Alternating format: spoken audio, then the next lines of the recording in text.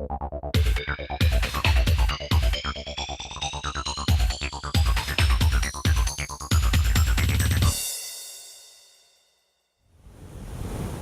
so who knows what's significant about this month? Black History. Black History Month, yes. And what do we do for Black History Month? Celebrate. Roberto, huh? Celebrate it. Celebrate it. And how do we celebrate it? By reading. By reading. That's why I'm here, to help you guys celebrate Black History Month. Well, it's a pleasure. I mean, I've been doing this since they initiated this program. My wife retired from this school well, about 8 years ago now, and she got me involved initially with the read-in, and I've done it over the years, and I've enjoyed doing it. So it's been a pleasure. It's a pleasure to come out and read to the kids and share with them. I told my parents I'm not going to college. I want to rap. I learned that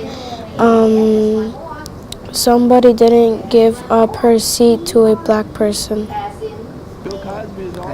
and she got arrested. They replied, sometimes all you need to do is simply be there.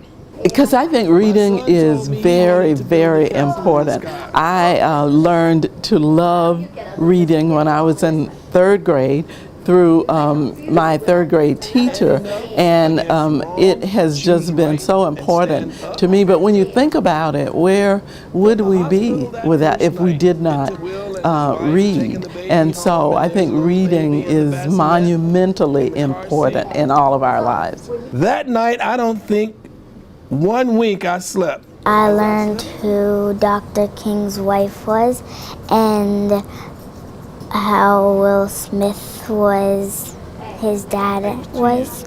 So here's Mommy sleeping, here's Will, and he's kneeling and he's praying, and there's the little baby. When they read to us, it's fun. 5 years old, you're bringing comedy. Every time I look at you, I think, man, a little me. This is an exciting day for Alta Vista because we have people from our district office, community, volunteers, community corporations and companies, people from all over the community coming in to read stories to our children. And anytime we can expose children to other readers, it really reinforces the importance of reading.